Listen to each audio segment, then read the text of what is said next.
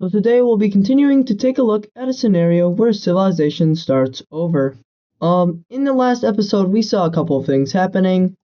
We saw the pink team annex a bunch of land down here, as well as discovering a whole civilization right over here. But that is not the only thing we saw happening in this area as well. Oh, just so you guys know, I have started a province map, so yep, that's pretty good.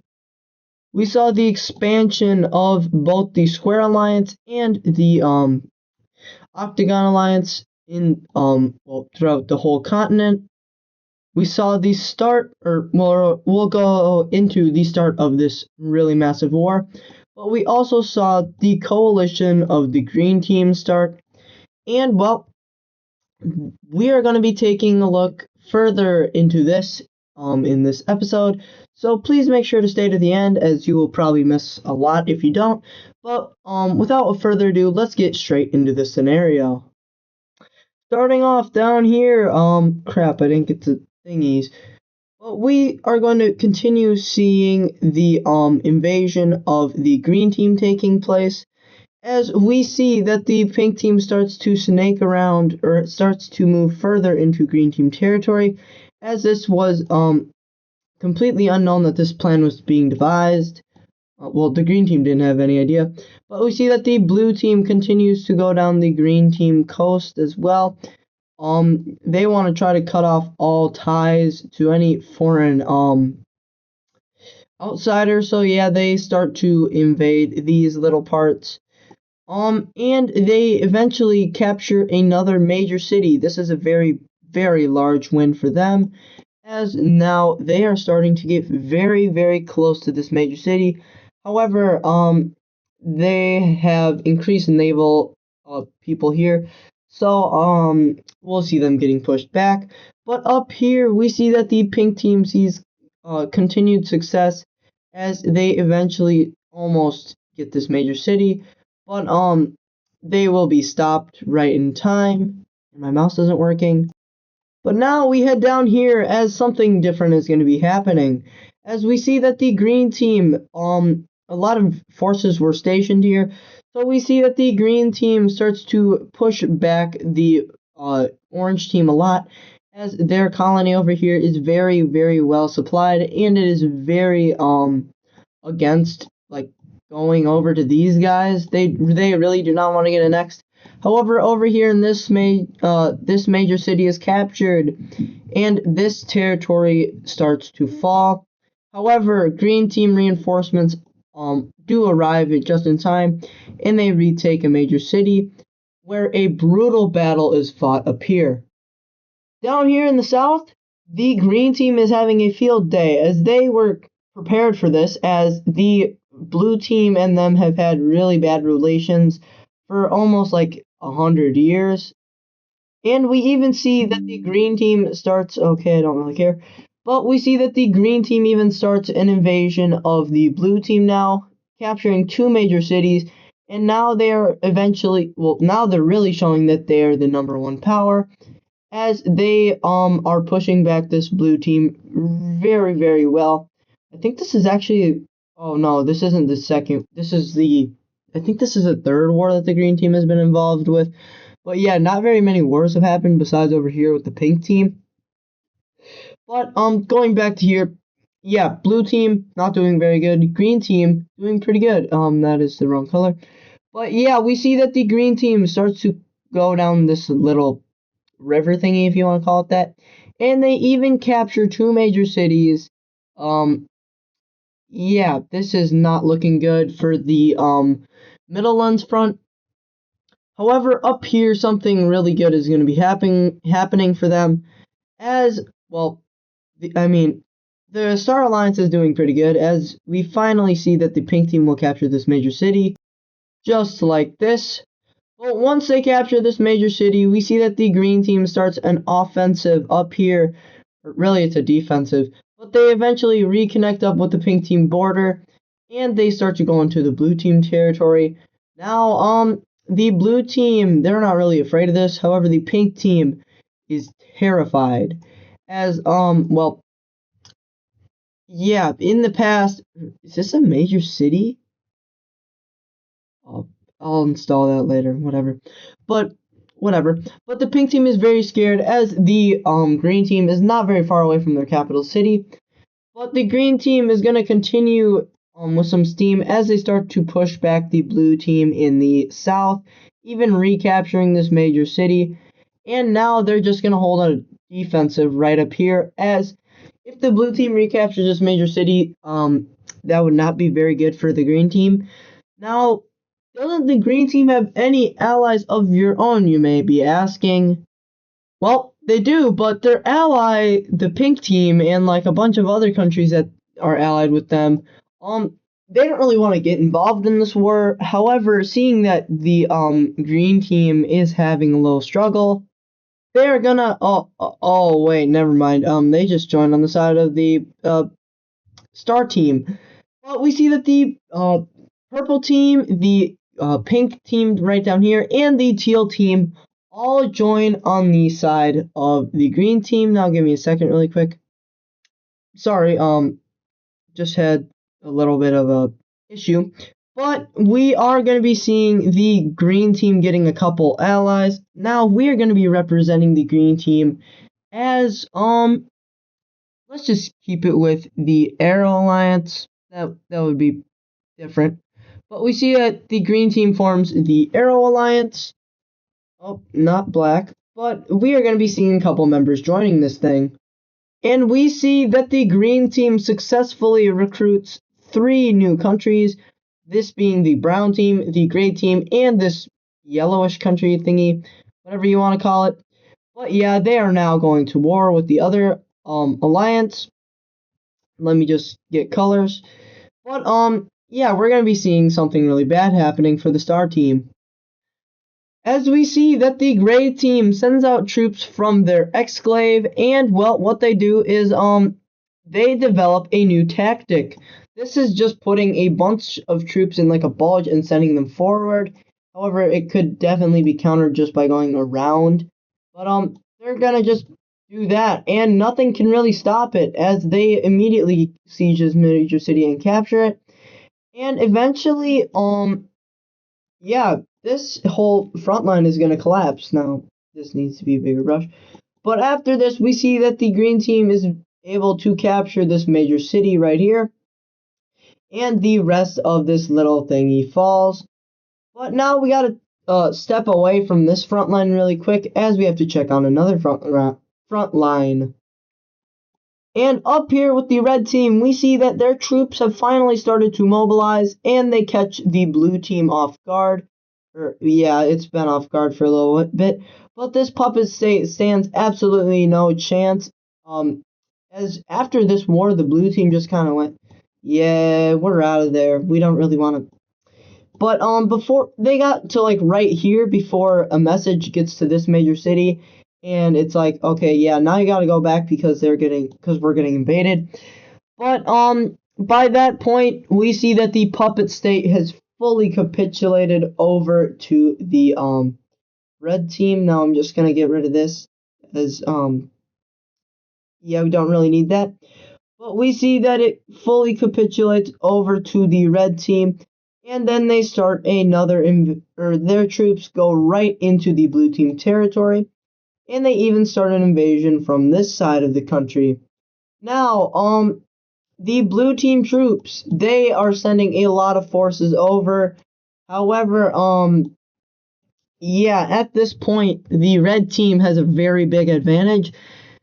As with the blue team troops, like out of sight, out of mind, they are gonna just, they're almost here, but like they need to stop at this major city as they need supplies. But by the point, this is probably going to be gone.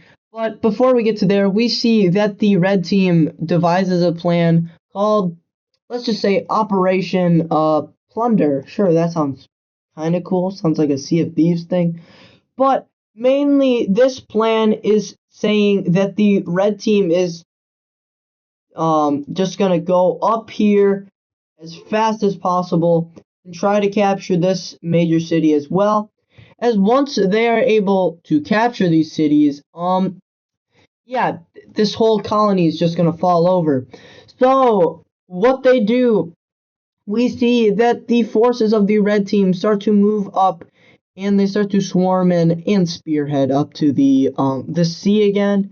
I mean, they already border it, but like their navy isn't the greatest. It's only like right here. So they do start to move their navy up, but I mean, if you guys want a navy's layer, I can do that, but like right now there's not going to be a navy's layer. But we see that the red team's plan over in the west is going into full effect, and well, yeah, it's not going very good for the blue team, as we see all of this land getting captured. However, there is one guy who is mobilizing their small military, and well, they're not going to do that yet. But over here we see lowered success rates, as when they start to go up here they kind of get stalemated right here, as there are a lot of troops here. But the red team better hurry, as there's a lot of forces right here, and yeah, if they get on a river, they can go right to the capital city. So yeah, not very good. So in a ditch effort movement, or whatever you want to call it, we are going to see the red team deciding to invade the lime team to try to knock them out of the war so that they don't have to fight more fronts. But the red team's military way stronger. The green team military weak. They collapsed like 2 episodes ago.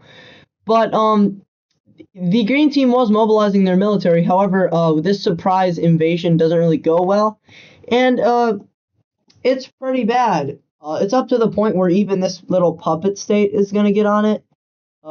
Yeah, and they just take out the rest of the country. So we see that 2 major allies have already fallen in the war. Or actually, it's 1, because this guy's their only ally up here. However, the second one is about to fall, as the red team is sending their troops in, and they immediately capture the capital city. Good work, Dark Cyan team. You suck at placing your capital city. And we also see that they capture this major city right here and link up to their ally. So now that they are finally connected, they can start moving troops in and perfectly securing this capital city. Now, what does the Dark Blue team do about this? Well, they're going to be starting a new operation that is very secret. The blue team, seeing that they are probably not going to be able to reconquer this land anytime soon, is going to do a very, very smart decision, and that decision is to try to snake down the coast and invade the red team that way. They start to move through the unclaimed territory until they start to bunch up down here, and they almost reach the they finally reach the border of the red team. However, it is too late, as the main colony has just surrendered. Now, what about this island? Well, yeah, about that. That island is not coming down anytime soon, and well, it is a very bloody battle, as we see that red team forces land on the island, and this begins the battle of Texas-shaped island. Yeah, let's just call it that. But we see that red team forces, like thousands of people, are dying here. But with the new red team navy, they are able to make another landing and siege this major city finally.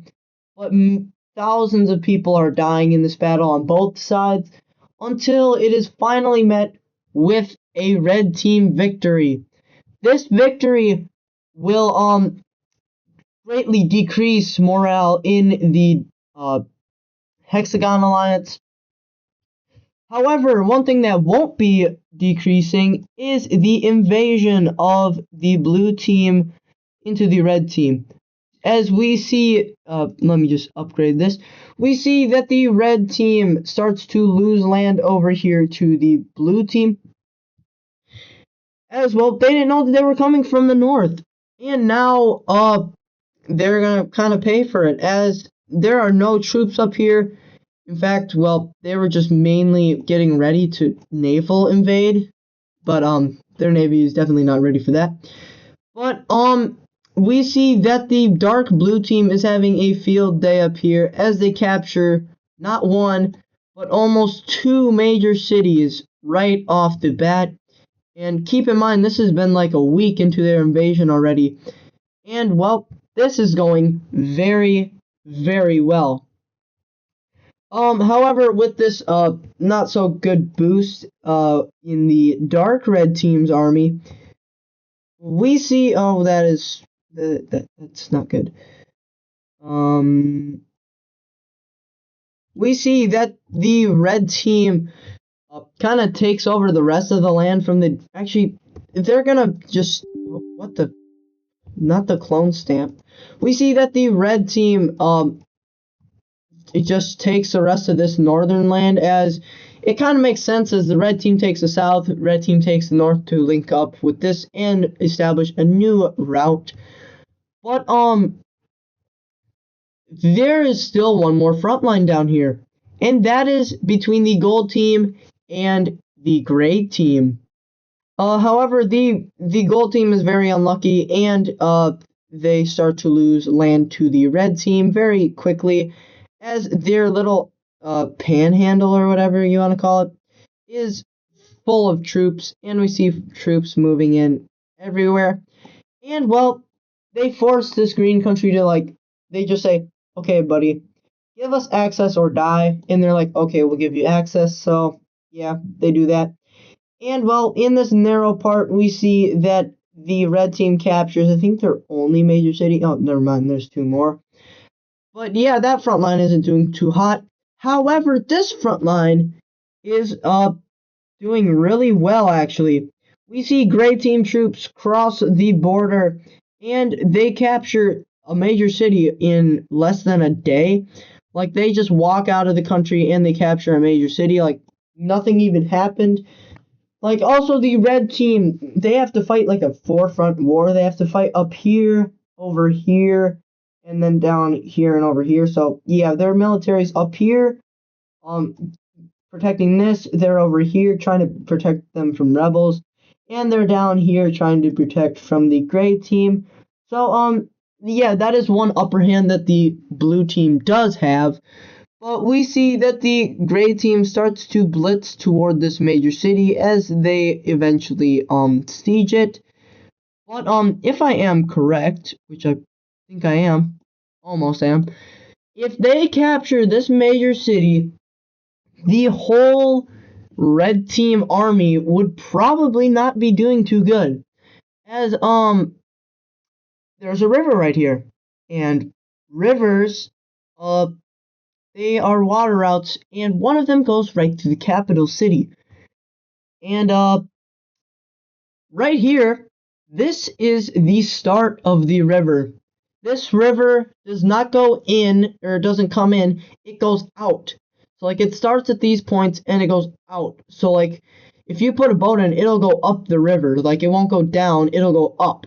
So, yeah, this is really bad, as the gray team is very, very close. In fact, they capture a little part of it. However, they can't really put boats in there.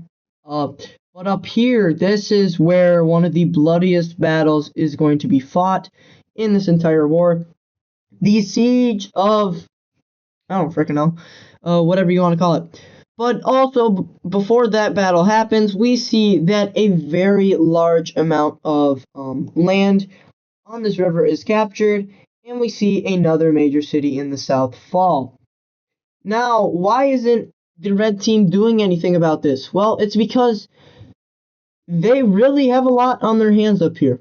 They have to fight the blue team and the rebels in these areas, and the gold team, which, well, they aren't doing anything, but fighting two top 10 powers against, two top 10 powers, but these guys aren't bordering them, is really hard. In fact, if they had, somebody else on their team, or, on their side, they would probably be winning right now. But right now, it's basically just them and the red team, which is, 2 allies versus 5. But, we're going to be finally seeing the blue team doing something as they are a part of this alliance.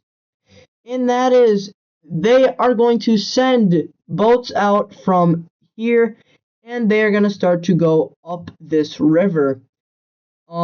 This is really bad if you are the blue team. However, you don't know about this yet. But we see that they are also exploring some of these mountains just along this river. So, well, they only discover like a little bit. They don't go too far in, just enough for them to like navigate. Like they know the surroundings of the river. But now we see that their troops start to move up and around this river. And they've reached the purple team border right in here. Now, what does the purple team think about this? Well, they can't really think about it if they're getting invaded, as we see that the blue team... Oh, shoot, that was, not good. Okay, I think I got it. But we see that the blue team troops immediately siege the river, and, well, the purple team just dies because, well, what are you supposed to do? The blue team is a lot stronger than you, and, well, yeah, you were just cooked from the start. But we see that blue team troops now start to invade into the blue team from the south. I do believe there are mountains here, though. Actually, no, they're just right here. But, this is really bad. The blue team, they don't really get note of this until, like, a couple weeks after this invasion starts, when the front line has gotten to the point where, you'll just see in a second, until it gets to look like this. This is what the front line looks like in a couple of weeks, as there is no troops down here for the blue team. And, well, you might just see that they're almost at this major city. And this major city is only 2 away from the capital. This is really bad for the blue team, as if they capture this city, there might be some unrest over here in this side of the river that more align themselves to a different religion. But now we gotta step away from this war and go down to the pink team. And what we see is the pink team annexing a ton of land down here and even some land over here. This land is just over here. This is the land that they annexed. But yeah, they annex all of this land as well. And now I think it's time to do power rankings. I think we did power rankings last episode. I'm not completely sure. But these are brand new power rankings, as a couple of things have happened. Just give me a second. Now, there we go. But a couple of changes have to be made, as the green team, suddenly isn't as powerful anymore. They are now they're still number 1.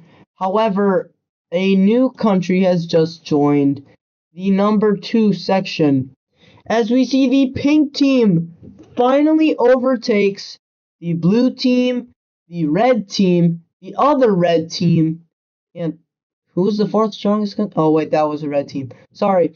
But they overtake 3 top 10 countries in record time. I think it's like 50 years they do this. Or not even, but like that's a really good time for this age. And the reason why is, I'll get to it in a second, but the 3rd strongest country is the blue team. They're just pretty strong. 4th strongest is the red team. Pretty strong. 5th strongest is the other red team. Very strong allies. Now the 6th strongest country actually goes to this yellow team right here. This yellow team is very advanced, as well as, well, these countries, but like these ones aren't as strong as the yellow team, as they control a lot of vast routes into like the tribes in this continent. But yeah, just right there.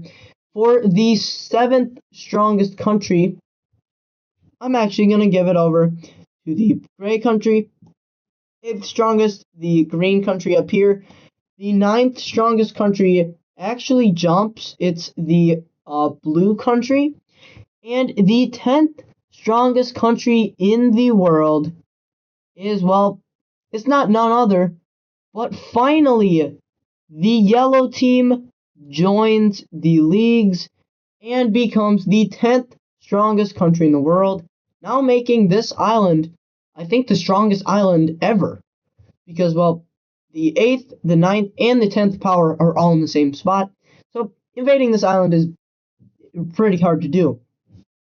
But now let's go back to the pink team, as we have to talk about how they got this strong. So the pink team in the last couple of episodes they started out here, or sorry, I'm on the wrong layer. But they started out here in this area, and I think they had that X-Slave, but they started like this, and in a couple of episodes, they, multiplied their size by 10. How in the world did they do this? Well, one, it was because, a lot of conscription. But now that they've jumped 3 spots in record time, it is because of these countries down here. Now, why is this, you may ask?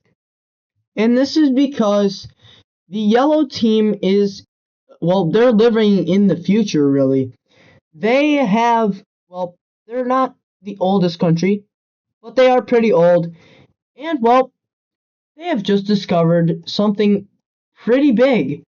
Well, they're testing on it, but they've sent some up to the pink team. And this material is gunpowder. The yellow team has discovered lots of gunpowder over by this lake, and they've been doing a couple tests on it. They've been making, they're kind of like China in this scenario, like they've been making fireworks and everything.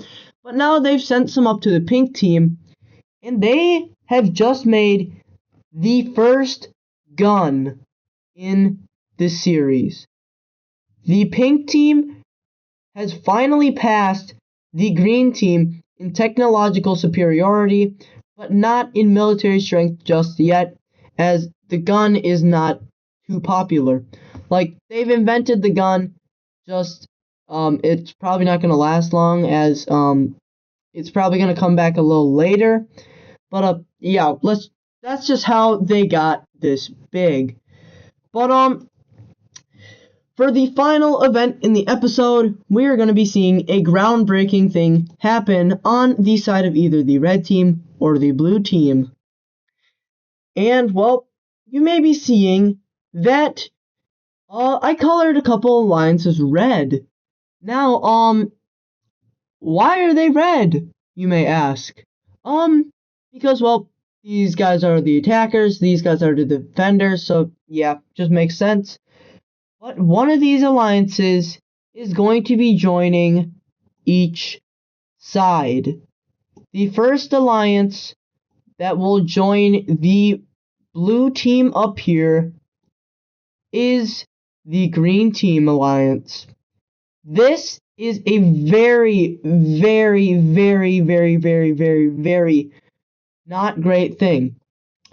Now, additionally with this, we see that a bunch of allies join up with the red team, but this is not good, as the strongest country in the world goes up against the 3rd strongest, 4th strongest, and 5th strongest. Wait, they're on the same side.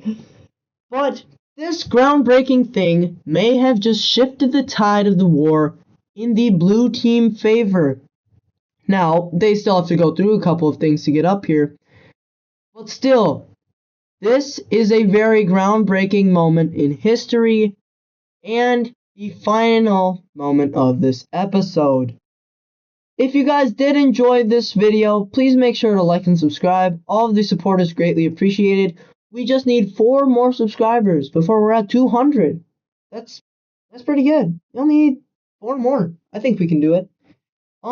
But thank you guys for watching, and I will see you guys in the next video.